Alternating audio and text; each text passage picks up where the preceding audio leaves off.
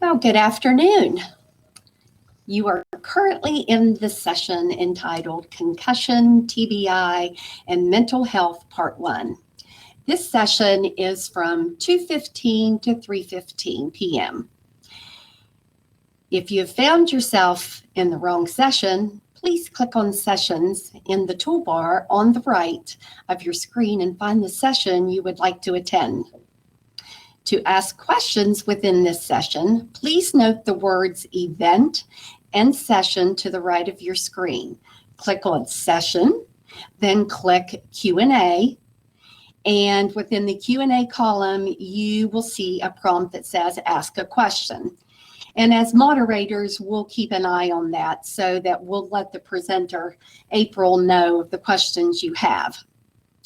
CEUs have been provided for you. School nurses, you'll get one CEU for this session, and for LCPs, and also it's pending for psychologists and social workers. This is very important to listen to. After the conference, a link will be emailed to you for an online evaluation. An evaluation must be completed for each qualifying session within 2 weeks of the date of the evaluation link is mailed to you. And then after completing the evaluation, a CEU certificate will be available for download. And for any more information about CEUs, please visit the reception area of this event.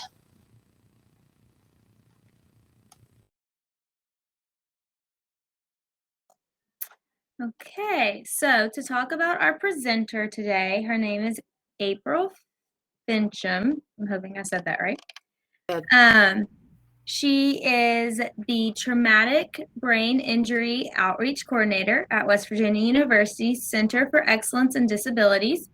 April is currently working on her MS in Clinical Rehabilitation Counseling and Mental Health Counseling at WVU, and has been certified as a brain injury specialist since 2011. And then the other two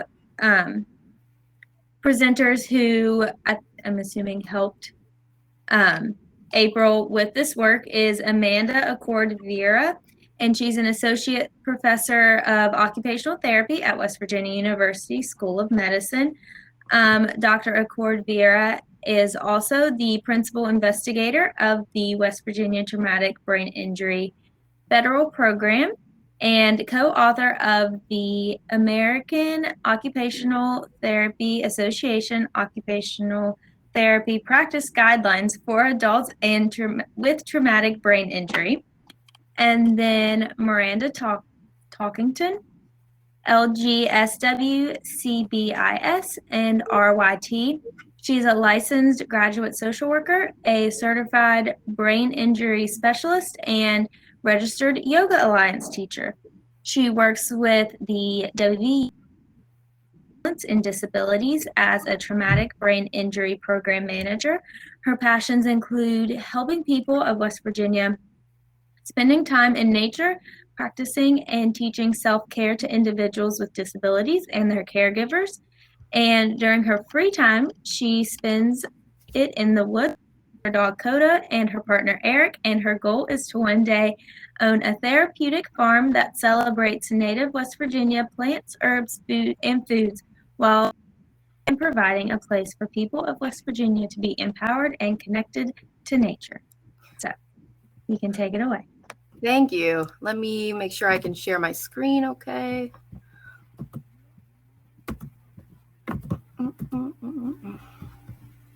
Let's just share.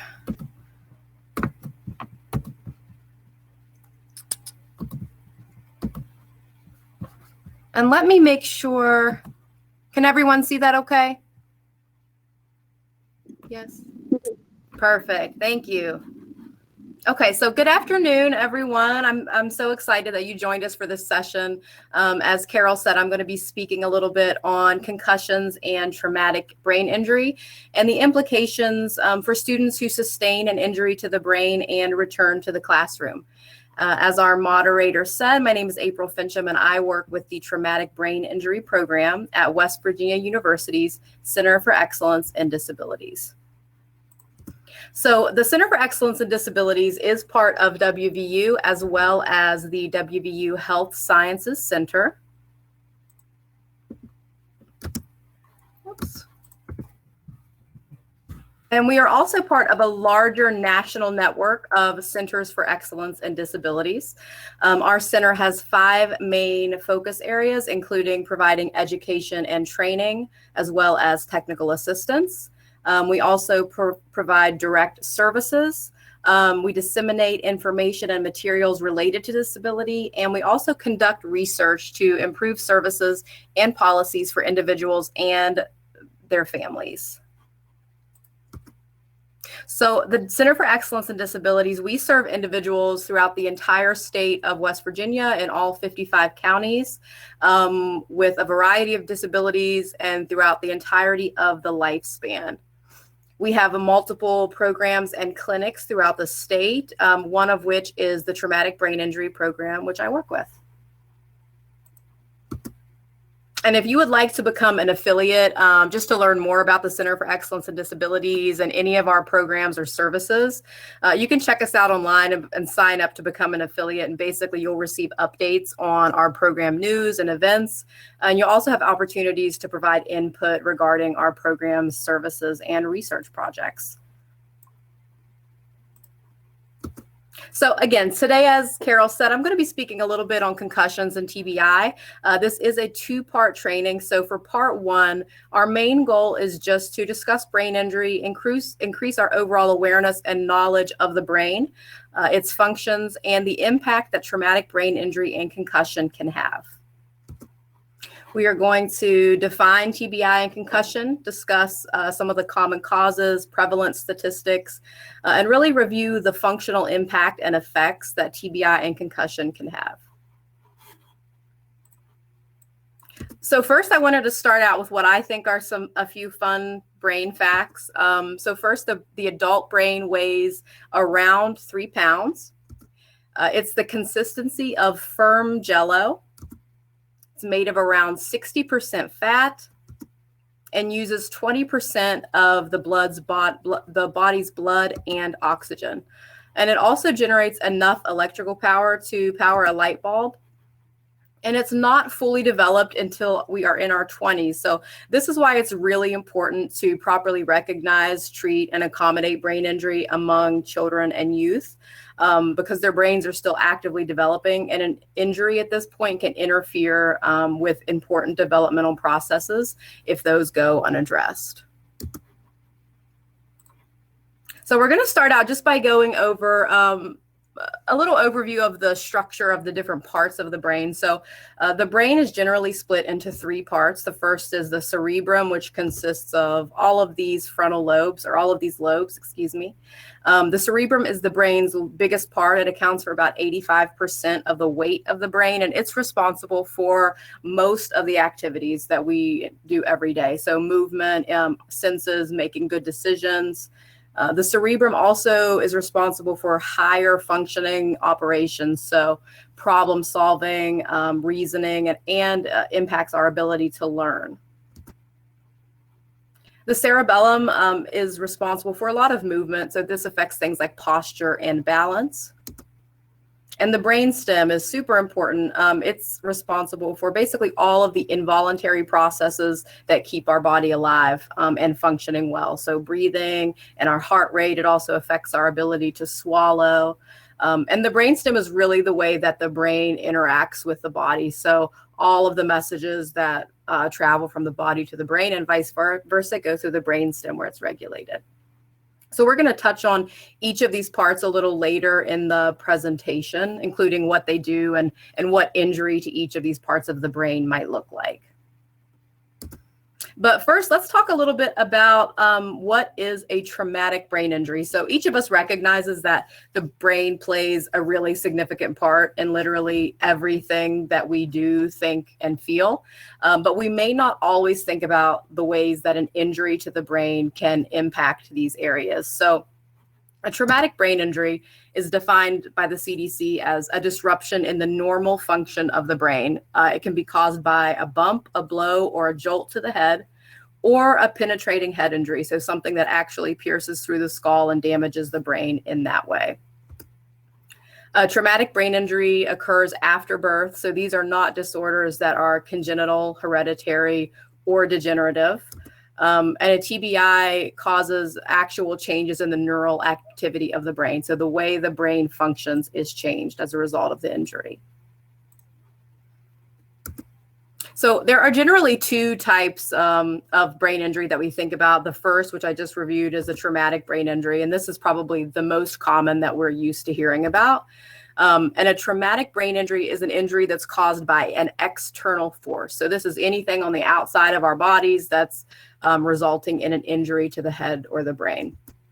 And falls, motor vehicle accidents, acts of violence, these are all really common causes of a traumatic brain injury. Sports-related injuries and concussion, and of course, we're hearing a lot more about CTE, or chronic traumatic encephalopathy, related to various sports. And also blast injuries as a result of military service.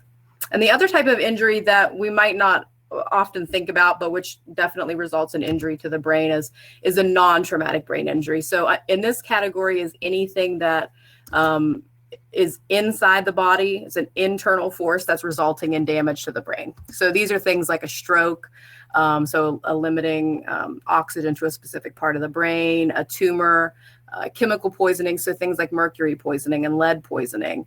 These all result in damage to the brain. And incidents like drowning, and unfortunately in West Virginia, drug overdose is fairly common. Both of these can result in injury to the brain by limiting the amount of oxygen that your brain is actually getting, which results in what's called a hypoxic injury, when your oxygen is just limited, you're not getting enough, or anoxic, when you're getting no amount of oxygen to the brain. So the most common causes of traumatic brain injury, which is what we're going to be focusing on for the purpose of this presentation, just the traumatic, motor vehicle and ATV accidents, falls, being struck by or hit against an object, acts of violence, so fights, assaults. Unfortunately, intimate partner violence is another really common cause of a traumatic brain injury, as we just discussed, blast injuries, sports injuries, and gunshot wounds. And we also know that males across the board of all ages are 1.5 to 2 times more likely to sustain a traumatic brain injury throughout their life. And there are also several other groups that have pretty high rates of traumatic brain injury. So one is young children under the age of 4, that middle group 15 to 24, and then adults over the age of 60. And in each of those groups, we see pretty high rates of traumatic brain injury. And an interesting fact is that actually, if you have one traumatic brain injury, you're 3 times more likely to have a second. And if you sustain that second, you're 8 times more likely to have a third. So traumatic brain injury is often rated in terms of severity, ranging from mild, moderate, and severe. Mild traumatic brain injury is what we would consider a concussion. Symptoms for this might include, some memory issues, fatigue, trouble concentrating, maintaining attention. They might appear a little more confused and disoriented than what is normal for them. And then, of course, issues like nausea and vomiting, and a headache, which we tend to regularly associate with a concussion. Moderate TBI can include basically everything that a mild TBI includes, and it also might result in some physical issues like numbness or odd feelings in the arms and legs, some difficulties with movement like loss of coordination, and it also can be associated with loss of consciousness, so getting knocked out. Severe traumatic brain injury is usually associated with a loss of consciousness that can be, several minutes to hours to a prolonged coma period. It can also be associated with like a clear liquid draining from the ears and nose, which is actually cerebrospinal fluid, which can leak if the brain is severely injured. So treatment for a traumatic brain injury, it often depends on the severity of the injury itself, and it can range from a variety of things. So These can include just resting, limiting your engagement in certain types of activities, of course, monitoring symptoms for changes or worsening, all the way up to, of course, if you have a severe traumatic brain injury, you're going to be in the hospital. You might, have to require life-sustaining treatment, be in the ICU for an extended period of time. And for each of these, mild, moderate, and severe treatment can include things as simple as accommodations or environmental modifications, as well as medications, rehab programming. So TBI is actually a pretty big issue. We don't really hear about it that much, but it is often referred to as the silent epidemic for several reasons. So one, the numbers are pretty staggering. Traumatic brain injury is actually the second most prevalent disability in the United States and is one of the leading causes of death and disability among children and adolescents. And if we look at just a little diagram to the side, we can see that traumatic brain injuries are far more prevalent on an annual basis than HIV, breast cancer, spinal cord injuries, and multiple sclerosis combined. So most traumatic brain injuries, around 80 to 90%, are considered mild. So these are the concussions. But even a mild traumatic brain injury can be life-altering, and it can cause long-term disability. One of the other reasons that a traumatic brain injury is often referred to as a silent epidemic is that many injuries, especially those that are mild, people don't seek medical treatment for these, and so they go undiagnosed. As a result, these injuries are often considered invisible because they're undiagnosed, they're unrecognized, and so they kind of go untreated. And then on top of the 80 to 90%, 10 to 20 are considered moderate to severe traumatic brain injuries every year. And I mentioned that the numbers I feel are staggering. So the estimates suggest that 1.7 to 3.8 million new traumatic brain injuries occur every year. On top of the 5.3 million people who are currently living with lifelong disabilities as a result of traumatic brain injury. It's estimated that 50,000 people a year die of traumatic brain injury, and over 275,000 are hospitalized each year due to injuries in the brain. And this is actually also, a pretty common problem in West Virginia, where motor vehicle accidents made 33% of the traumatic brain injuries, falls accounted for 27%, and ATV accidents made up 10%. And in 2015 in West Virginia, traumatic brain injury actually accounted for 20% of all injury-related deaths and 25% of all injury-related hospitalizations, which is a pretty significant number.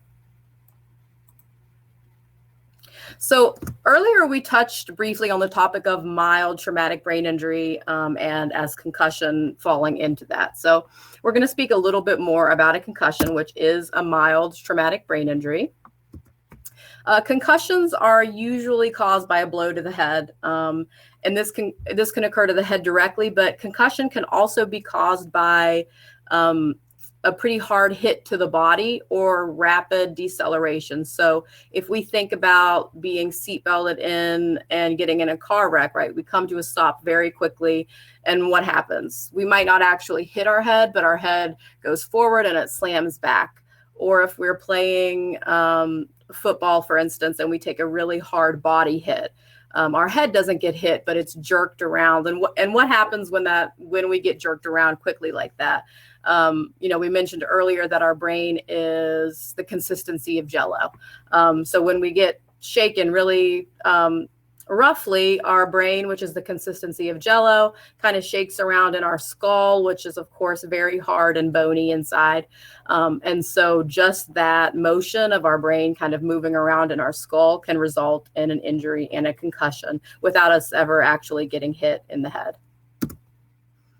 And one of the common misconceptions is that you have to be knocked out or lose consciousness in order to have a traumatic brain injury. And this is not true, especially for the mild forms of traumatic brain injuries, such as concussion. Many times people get a concussion and they never lose consciousness. And that doesn't signify that it wasn't severe.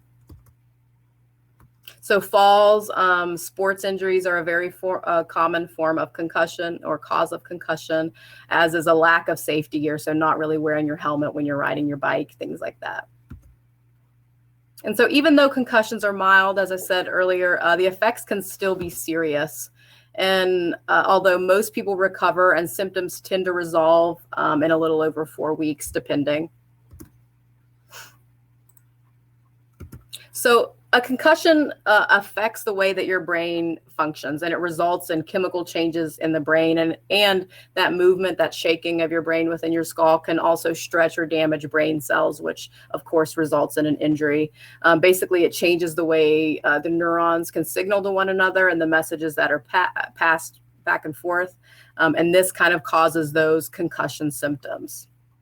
So a concussion, one way of looking at it is essentially as an energy crisis, in the sense that our brain cells are still there, they're functioning, but they're temporarily inefficient. They're attempting to manage this damage, right? That's come as a result of the concussion or the impact.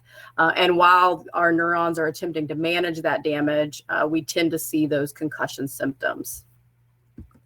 Another way to think about a concussion is similar to a car that has a small gas tank needing to refuel. So if you have a car with a very small gas tank, chances are you can probably still get out and do most of the things that you need to do. You can go to work, you can go to the grocery store, but you probably can't do as much as you want, and maybe not as much as you need to, without having to stop and refuel.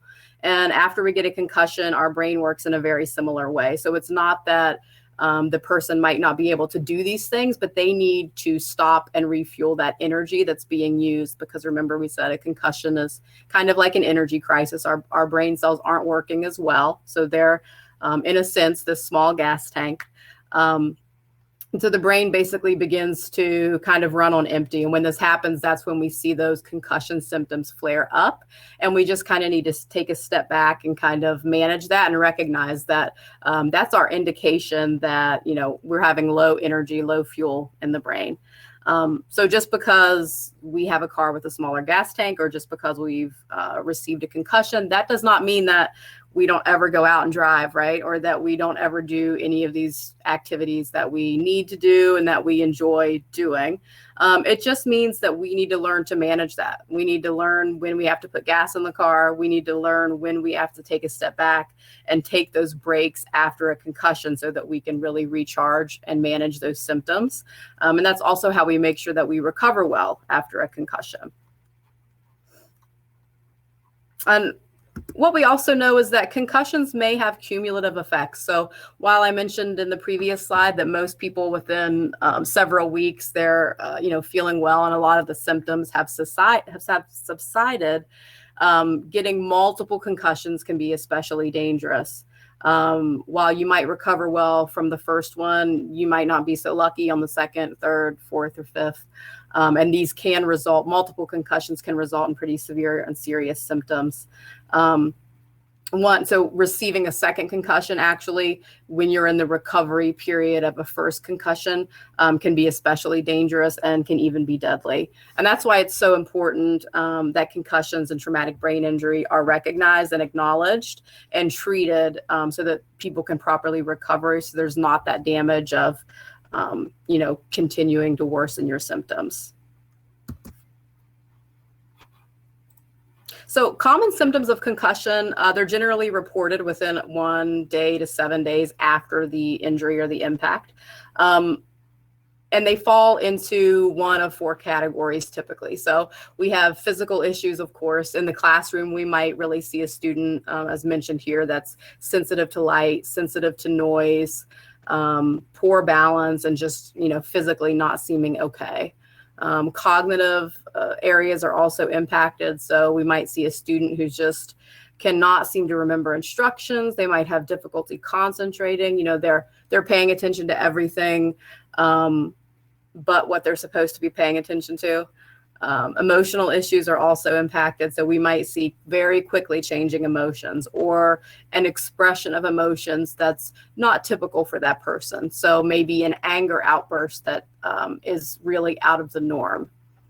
And sleep is also commonly impacted following a concussion. So sleeping too much, sleeping too little, really any change in what that person would identify as their normal sleep pattern. And of course, we could expect to see fatigue and drowsiness in someone who has a sleep or who has had a concussion.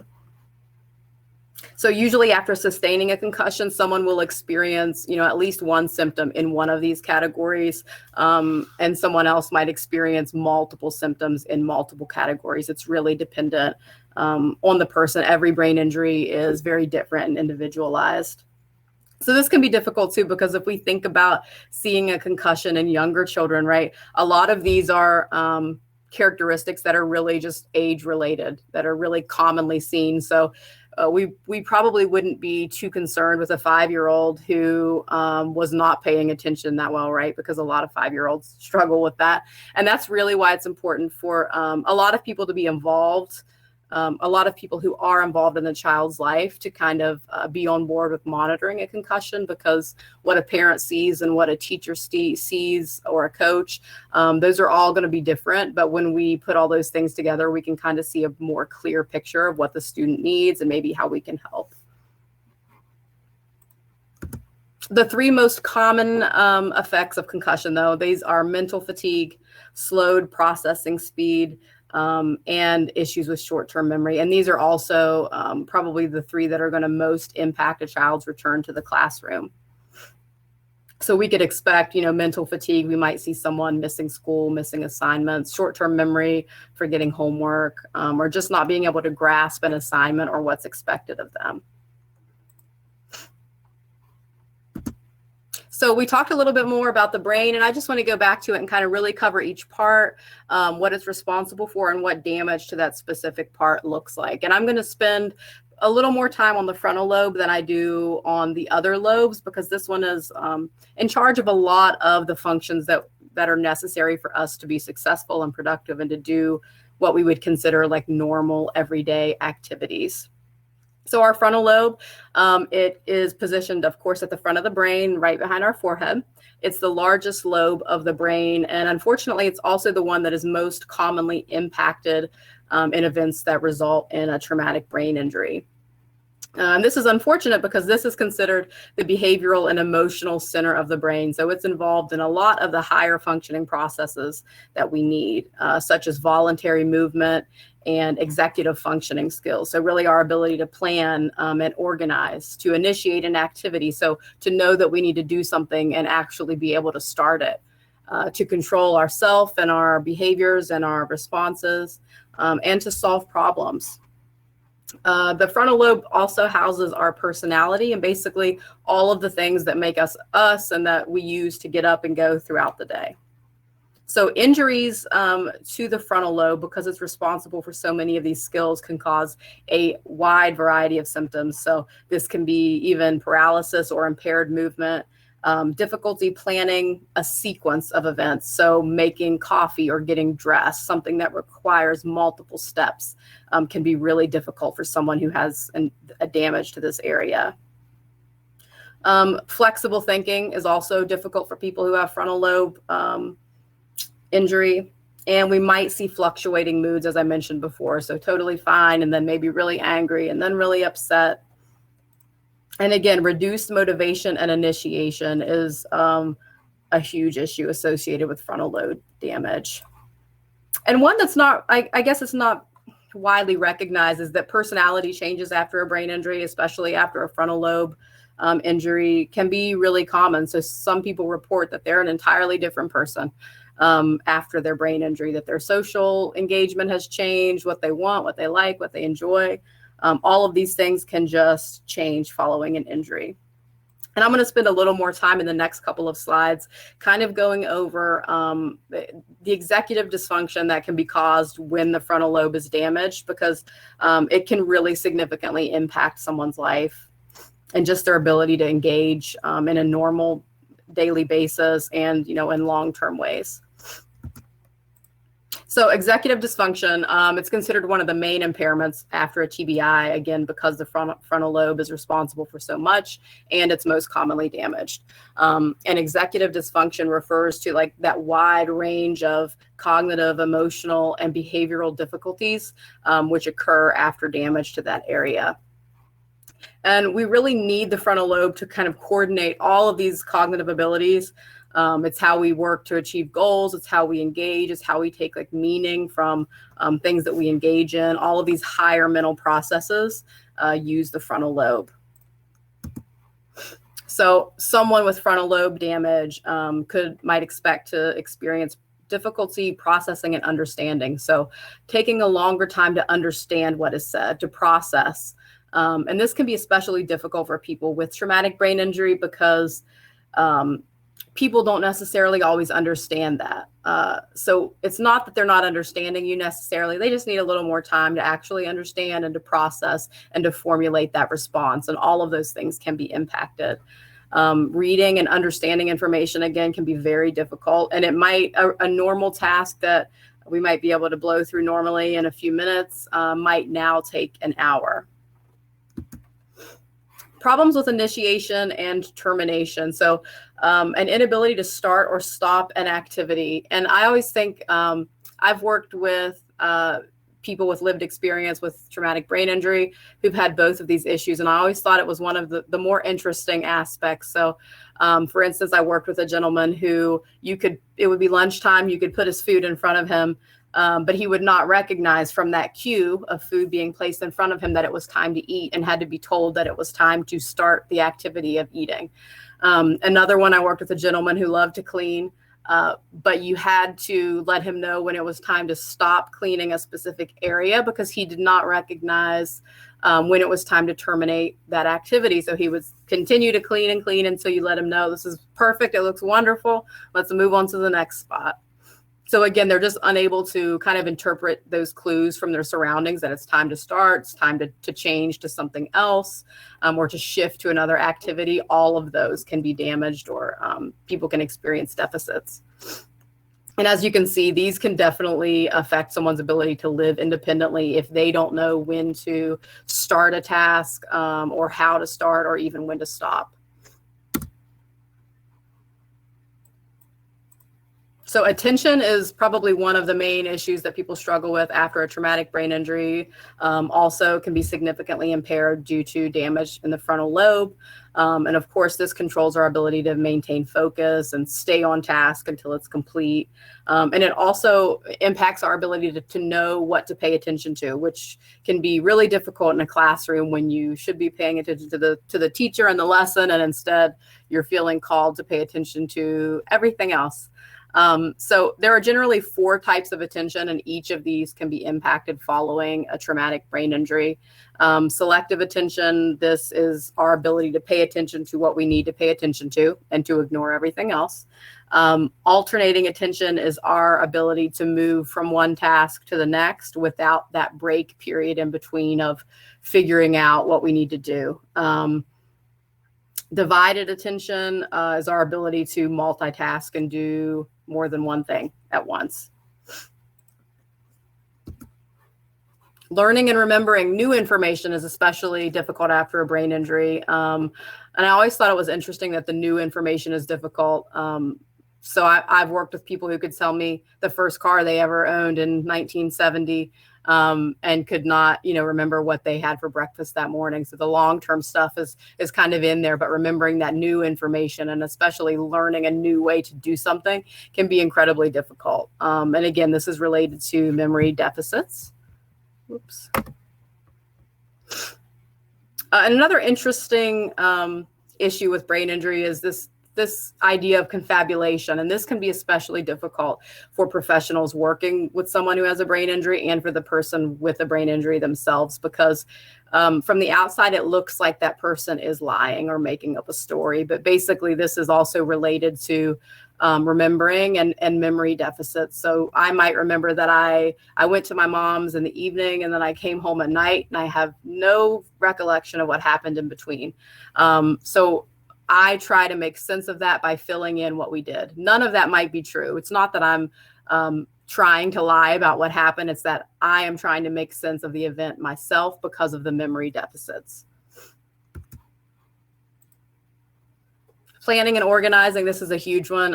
Everything that we do on a daily basis requires a million steps, some small, some big.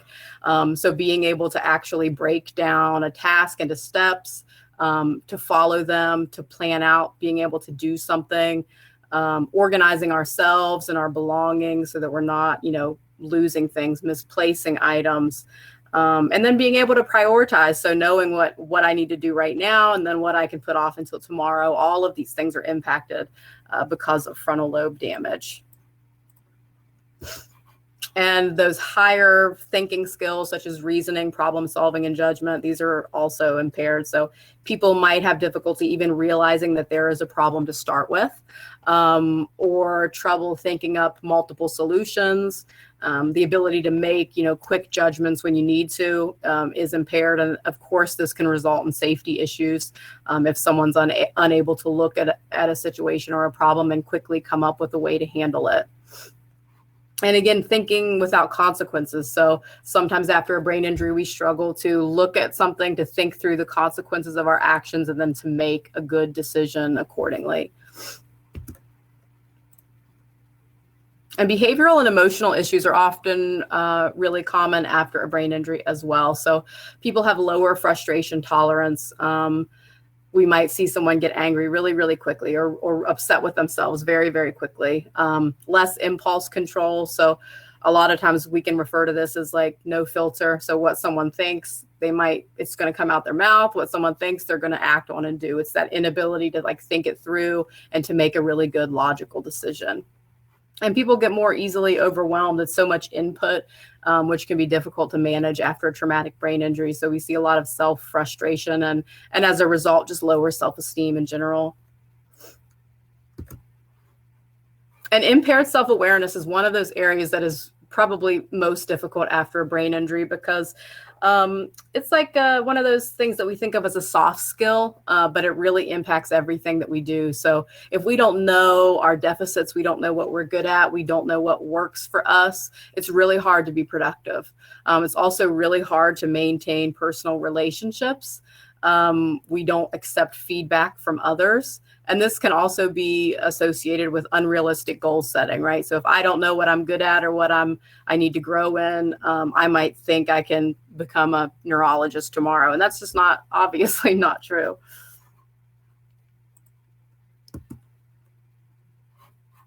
So we spend a lot of time on the frontal lobe because it's the most commonly impacted, and we're going to switch on to a few of the other lobes now. So the parietal lobe is located behind the frontal lobe, kind of like a headband over the top of your head, and it processes and interprets sensory information. So it tells us information about our environment, such as taste and temperature, tells us where our body is at in space, and affects how we perceive things visually. Damage to this area can look like difficulty drawing objects because of that lack of spatial awareness. It can also present as kind of people not recognizing others' personal space, again, because you kind of lose that ability to effectively recognize where your body is in relation to other people and other objects. Reading problems can be difficult.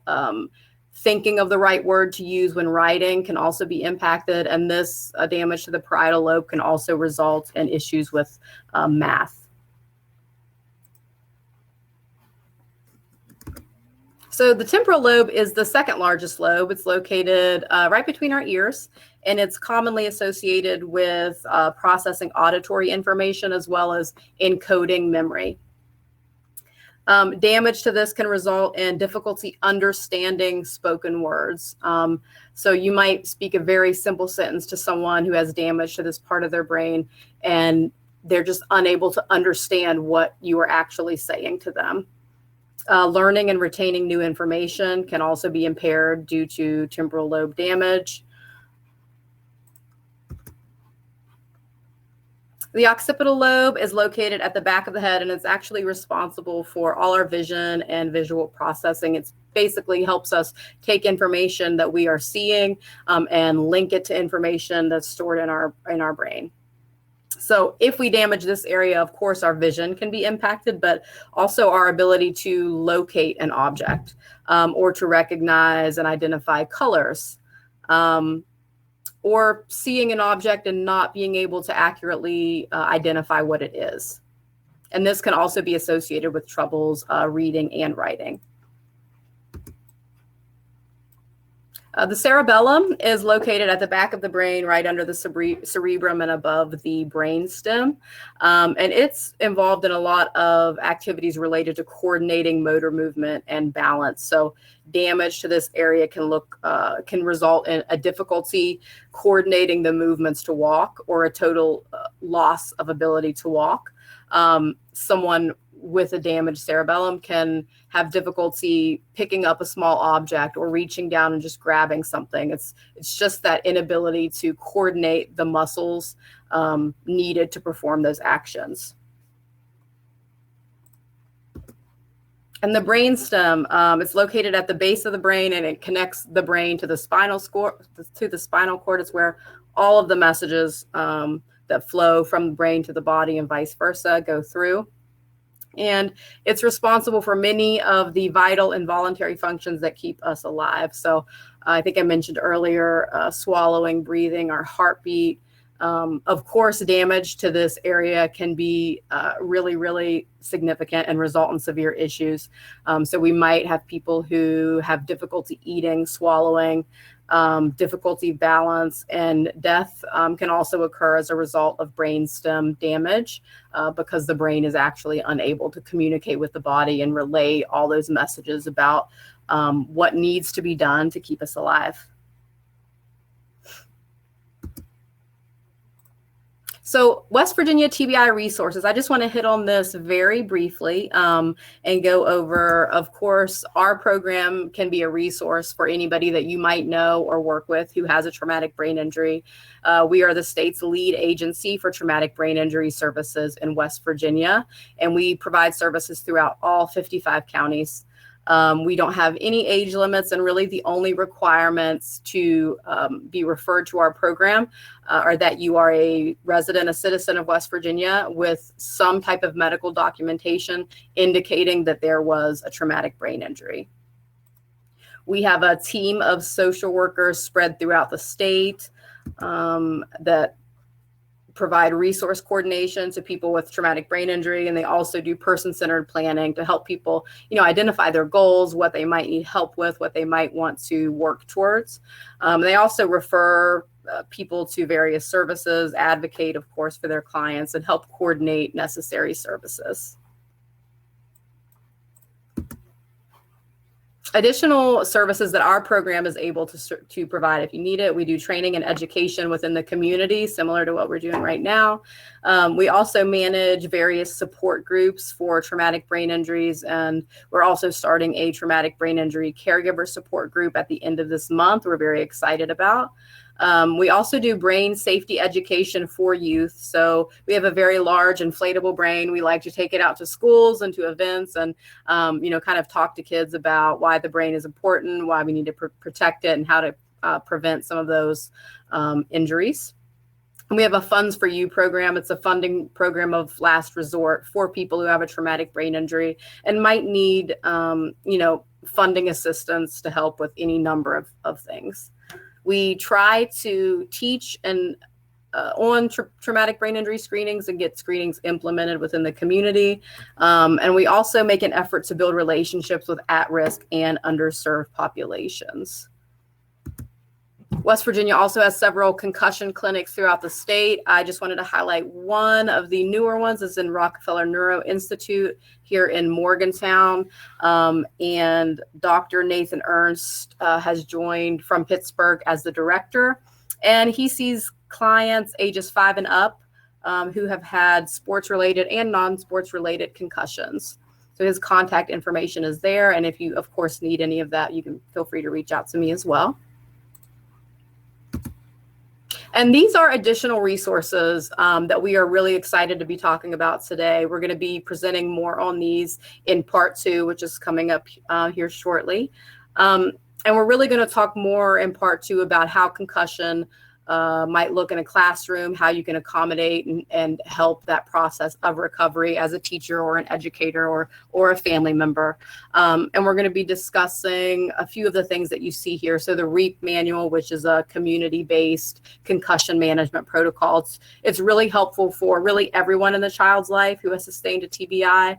As I said earlier, we're all going to see different parts of a child or parts of someone. And so it's really important that, to have that team approach and collaboration so that we get a really good in-depth image of what the child might be struggling with and how we can help as a team. And in part 2, we're also going to be reviewing the TACT, which is down here in our right-hand corner, the Teacher Acute Concussion Tool, which is an online tool and something that we're hoping to be able to offer soon in West Virginia.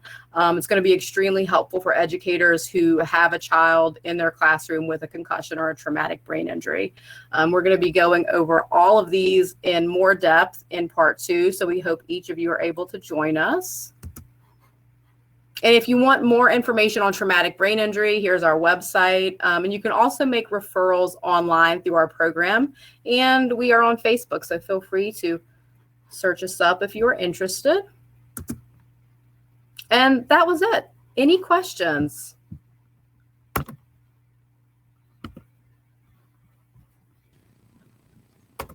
We are watching in the Q&A to see if there's any questions. So far, there's been a little bit of issues going on, but it's just a matter of people asking to share their audio video, and it's putting them in a queue to be moderators. It could also be their browser platform. So I believe Brandon put in chat for Amanda and Miranda to use a different one. But I don't see any other questions. Carol, do you see any questions coming through? No, I didn't. Here's one. Rhonda Dante wants to know how to find you on Facebook. We are at WVTBI on Facebook. Okay, thank you. And I'm also going to put, if everybody who participated today wants to take some time, I just submitted just a link to an evaluation about today's presentation. If you have a few moments and want to fill that out for me, I would greatly appreciate it. April, where did you put the evaluation for the program today? I put the link in the chat. Do you want me to send it to you or? Oh, I see it. It's there. Okay. And Jane wants a PowerPoint. I think we can probably provide that if needed. And if anybody has any questions at all, you can feel free to reach out to our program. You can contact me. Actually, I'll put my info right here. My email address is usually the quickest way to get in touch with me. Feel free to reach out if you'd like. Any questions, comments, or just anything that you have going on related to traumatic brain injury, you can feel free to reach out to me at any time. April, I have your PowerPoint. If I could send it to those who are requesting it. Yeah, I'm fine with that. Absolutely. And I think if in part 2, there are going to be a few more materials that are available for people. So the manual that I talked about, and they're going to go through a few other things. So if you're interested in having those materials, join for part 2, because I think they're going to share some stuff with you guys that you can actually take and use. Does anyone else have any questions? Hey, attendees, if you want to send me an email rather than putting them in the chat, I would appreciate that, because it'll make it easier for me to send out, if you would please. I can put my email in as well.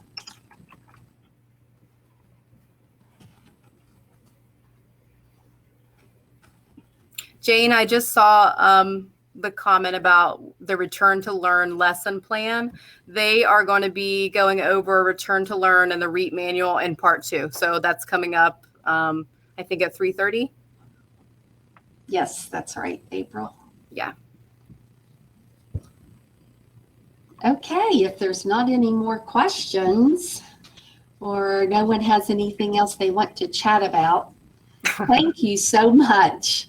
Thank you It for was- having me. I appreciate it. I love speaking on this topic. So thank you guys. Yeah, I can tell, April, that you've got passion. So again, thank you very much. Absolutely. Thank you guys so much. Thank you. So we're going to take a quick break, and then you will need to come back at, I believe it is 3:30. It will become live 5 minutes before that. So if you want to go check out the gallery or network, now's a good time to do that. And then just be sure to click back on at 3:30 for this session.